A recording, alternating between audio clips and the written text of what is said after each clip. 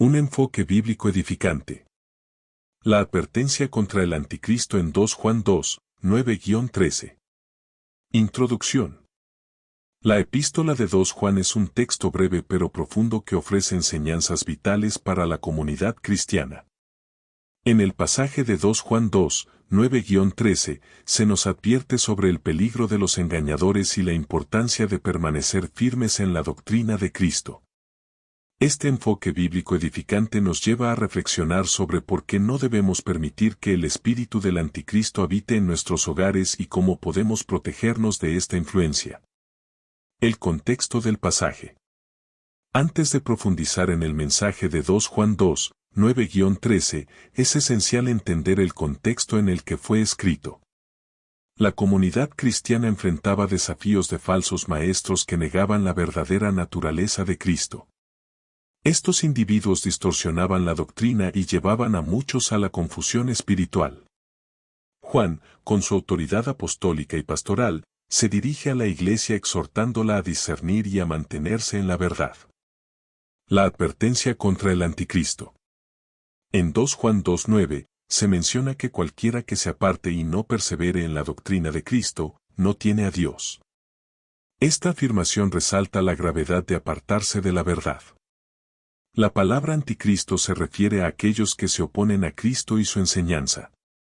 En este sentido, el anticristo no solo es una figura escatológica, sino que también representa a todos aquellos que propagan enseñanzas erróneas sobre la persona y obra de Jesús. La advertencia es clara: si permitimos que estas enseñanzas entren en nuestro hogar, corremos el riesgo de alejarnos de la comunión con Dios. La influencia de ideas erróneas puede manifestarse sutilmente, erosionando la fe y llevando a la confusión. Por tanto, es fundamental establecer barreras contra cualquier doctrina que no esté alineada con la enseñanza de Cristo. La importancia de la doctrina. La doctrina no es un mero conjunto de creencias, es la base sobre la cual se funda la vida cristiana. En 2 Juan 2:10, se les instruye a no recibir en casa a los que traen enseñanzas contrarias. Esta directriz subraya la necesidad de ser diligentes en proteger nuestro entorno familiar. Cada hogar debe ser un refugio de la verdad, donde se alimente la fe y se viva conforme a los principios del reino. Cuando hablamos de doctrina, nos referimos a la revelación de Dios a la humanidad a través de su palabra. Es a través de la Escritura que conocemos a Jesucristo y entendemos el propósito de su sacrificio. Por lo tanto, es vital que nuestras familias sean nutridas con estas enseñanzas.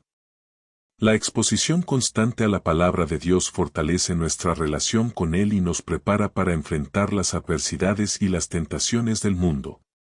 Estrategias para proteger nuestro hogar. Proteger nuestro hogar del anticristo implica tomar decisiones intencionales sobre qué se permite dentro de nuestras 4 paredes. Aquí hay algunas estrategias clave. 1. Educación bíblica: invertir tiempo en estudiar la Biblia en familia. La familiaridad con la Escritura es nuestra mejor defensa contra las enseñanzas erróneas. 2. Discernimiento espiritual: desarrollar la capacidad de discernir entre la verdad y el error. Esto requiere oración y la guía del Espíritu Santo. 3. Fomentar un ambiente de diálogo: crear un espacio seguro donde los miembros de la familia puedan expresar sus dudas y preocupaciones acerca de la fe.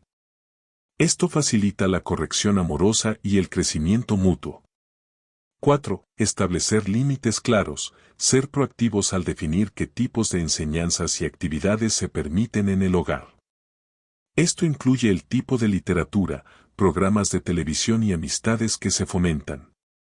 5. Oración constante: clamar a Dios por protección sobre nuestra familia y hogar. La oración es un medio poderoso para buscar la dirección divina y mantenernos alerta ante cualquier influencia negativa. La promesa de la verdad.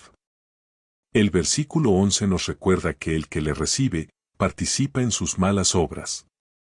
Esta afirmación nos lleva a considerar las consecuencias de permitir una influencia negativa en nuestra vida. La invitación de Juan es a permanecer en la verdad, porque en ella encontramos vida, paz y seguridad. Cuando elegimos aferrarnos a la enseñanza de Cristo y a la verdadera doctrina, experimentamos las bendiciones de Dios. Nuestras relaciones mejoran, nuestra vida espiritual se fortalece y nuestro testimonio ante el mundo se vuelve un faro de luz en medio de la oscuridad. En conclusión, 2 Juan 2, 9-13 nos ofrece una advertencia urgente sobre la influencia del anticristo y la importancia de permanecer en la verdad de Cristo. Cada hogar debe ser un lugar de refugio donde la palabra de Dios sea valorada y vivida. A medida que nos esforzamos por seguir estas enseñanzas, podemos estar seguros de que estamos cumpliendo con el llamado de Dios y protegiendo a nuestras familias de cualquier enseñanza que se oponga a la verdad revelada en Cristo. ¿Por qué no debemos dejar entrar a un anticristo en nuestra casa?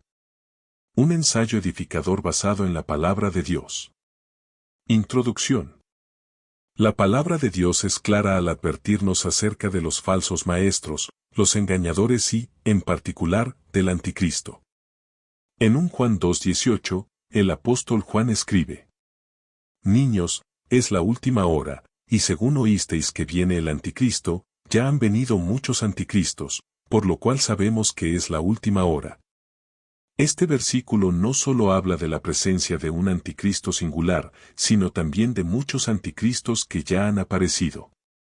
Por tanto, es vital entender quién es el anticristo y por qué no debemos permitir que entre en nuestra casa, en el sentido espiritual y práctico. ¿Quién es el anticristo según la Biblia? El término anticristo proviene del griego antikristos, que significa en lugar de o en contra de Cristo. Un anticristo no necesariamente es alguien que niega la existencia de Cristo, sino más bien alguien que se opone a Él, que se presenta como Cristo, pero niega al verdadero Jesús revelado en las Escrituras. En 1 Juan 2:22 leemos: ¿Quién es el mentiroso, sino el que niega que Jesús es el Cristo? Este tal es el anticristo, el que niega al Padre y al Hijo. El anticristo es alguien que niega la autoridad, la divinidad, la encarnación y la obra redentora de Cristo. Espiritualmente, cuando permitimos que una doctrina o una persona que niega a Cristo entre en nuestra vida o en nuestra casa, en el sentido de influencia espiritual, estamos abriendo las puertas a la herejía y al engaño. La inmutabilidad de la sana doctrina según las cartas a Timoteo. Introducción. La sana doctrina es un concepto fundamental en la fe cristiana, y su preservación es objeto de gran importancia en el Nuevo Testamento. Las cartas a Timoteo, escritas por el apóstol Pablo, son un testimonio clave sobre este tema. Este ensayo explorará por qué no se puede cambiar la sana doctrina, basándose en los principios bíblicos de las 3 epístolas a Timoteo, 1 Timoteo, 2 Timoteo y Tito. A lo largo del texto, se argumentará que la sana doctrina se fundamenta en la revelación divina, la continuidad de la enseñanza apostólica y la necesidad de defensa contra enseñanzas erróneas. La revelación divina y la sana doctrina. La fuente de la doctrina. La sana doctrina proviene de la revelación de Dios, tal como se presenta en la Biblia. En 2 Timoteo 3, 16-17, Pablo señala que toda escritura es inspirada por Dios y útil para enseñar, para redarguir, para corregir, para instruir en justicia. Esto implica que la doctrina que se enseña debe alinearse con las escrituras, que son la autoridad suprema para los creyentes. La naturaleza inmutable de Dios. El carácter de Dios es eterno e inmutable, Hebreos 13:8. Por lo tanto, cualquier enseñanza doctrinal que no refleje su naturaleza es susceptible de ser errónea. La doctrina que se deriva de la Escritura debe permanecer constante, ya que está basada en la verdad absoluta de Dios y no en opiniones cambiantes de los hombres. La continuidad de la enseñanza apostólica. La tradición doctrinal. Pablo exhorta a Timoteo en 2 Timoteo 1, 13-14 a retener la forma de sanas palabras recibidas de él. Esta exhortación resalta la importancia de mantener la enseñanza tradicional que fue transmitida por los apóstoles.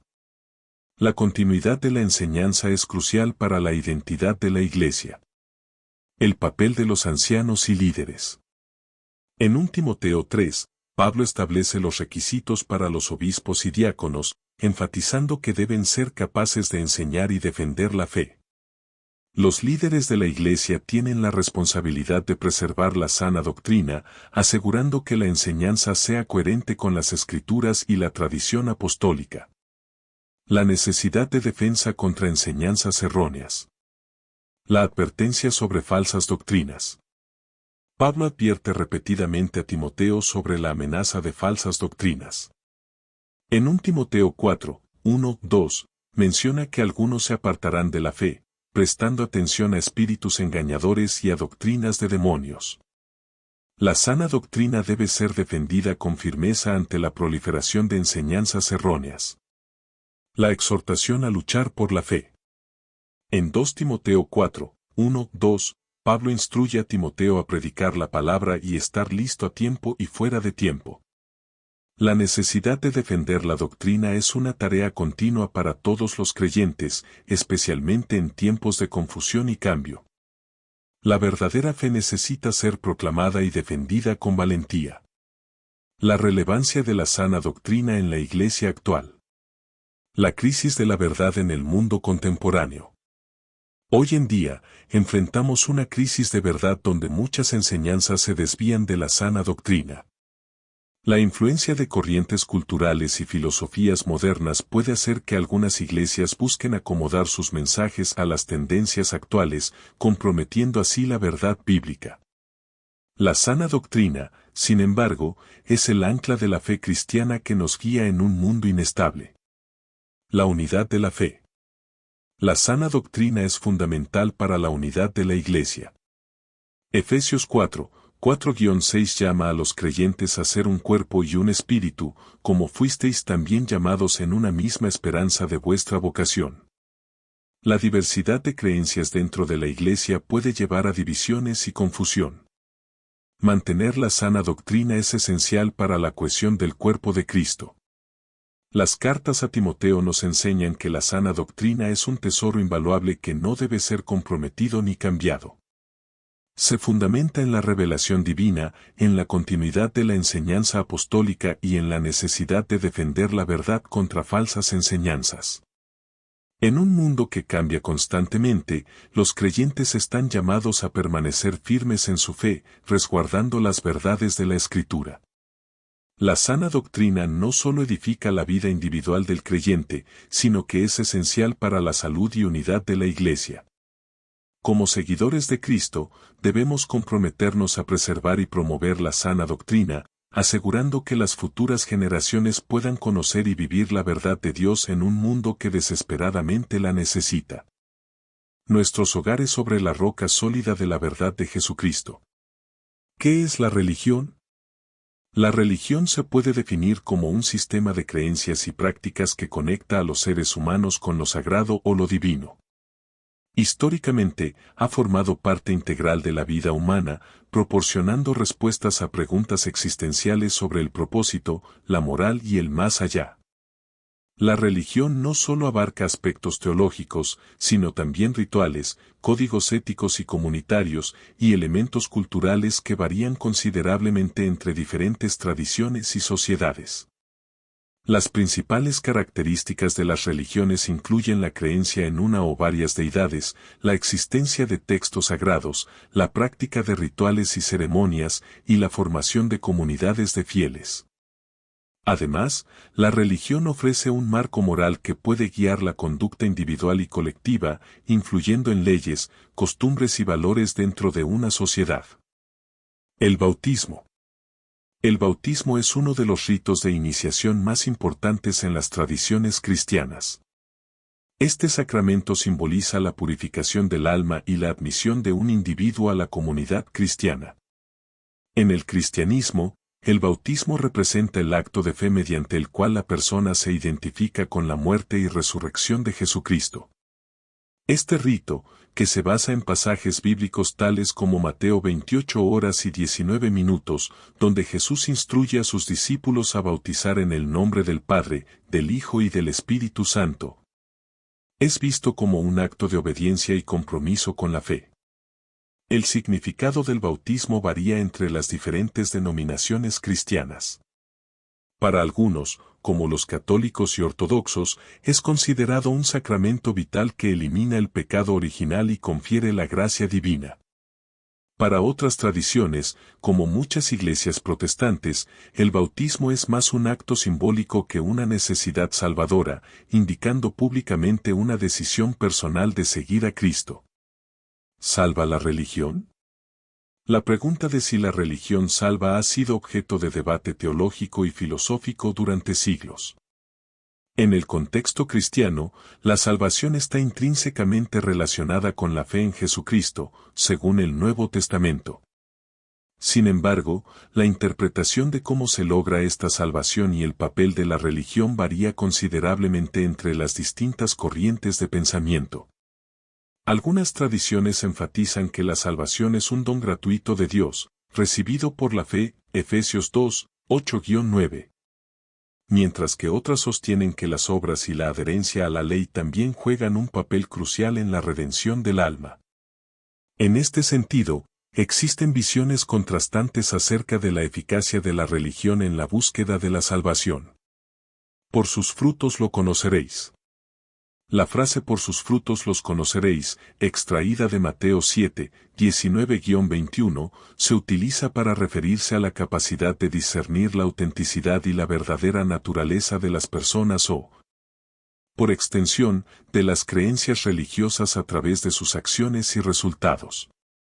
En este pasaje, Jesús advierte sobre los falsos profetas y destaca que un árbol bueno produce frutos buenos mientras que un árbol malo produce frutos malos. Esta analogía es poderosa y se aplica no solo a la ética personal, sino también al impacto social y comunitario de las prácticas religiosas.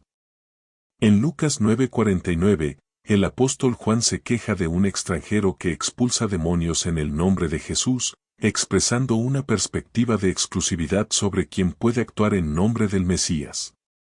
Jesús responde de manera inclusiva, no se lo prohibáis, porque el que no está contra nosotros, por nosotros está.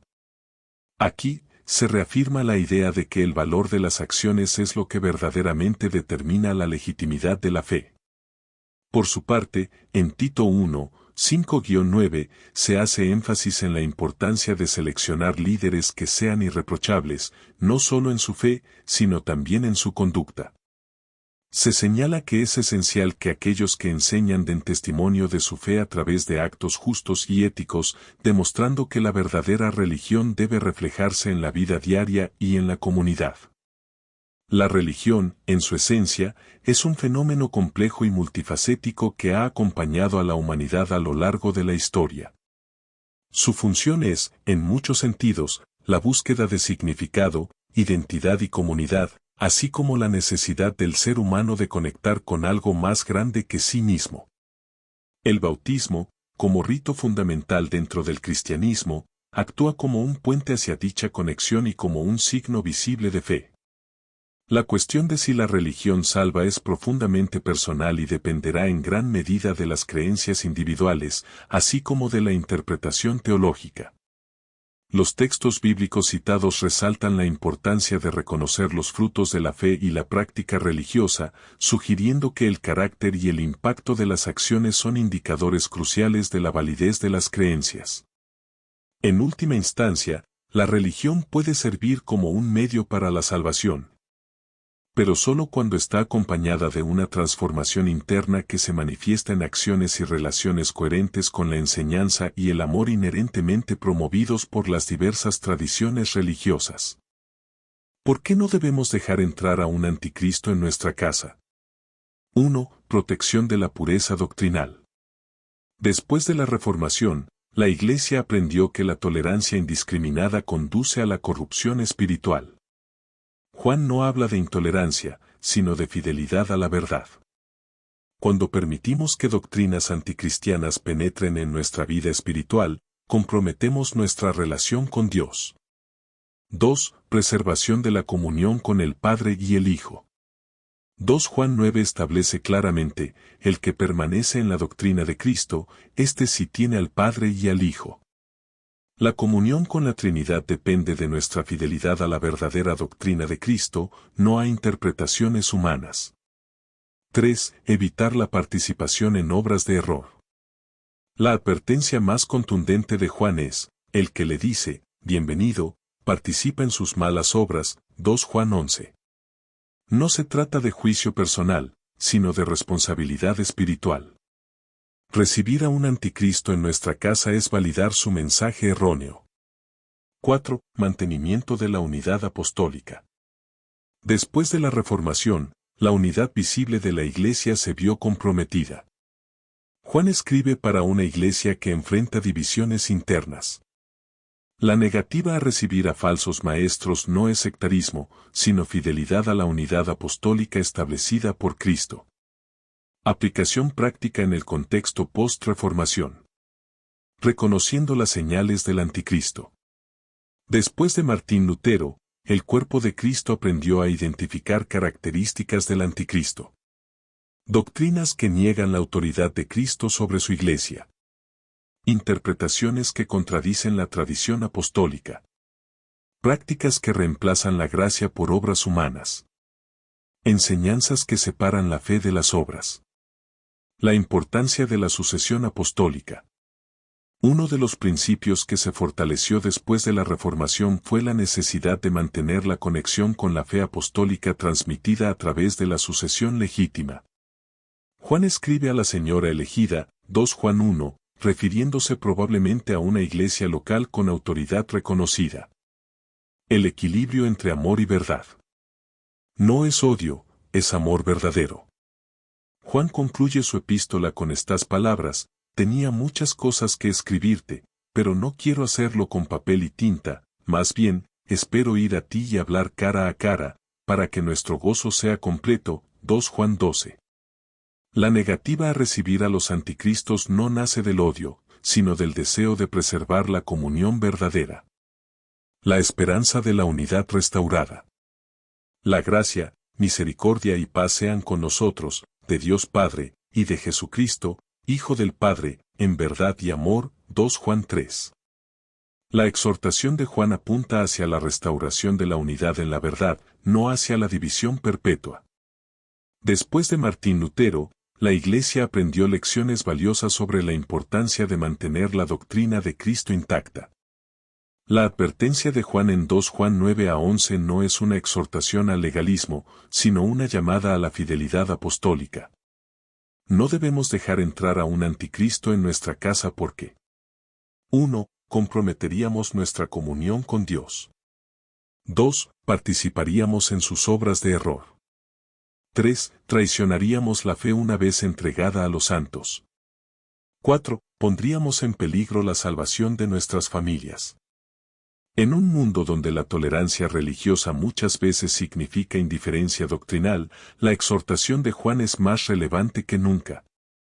Amar la verdad no es ser intolerante, es ser fiel al Cristo que dijo: yo soy el camino, y la verdad, y la vida. Juan 14:6.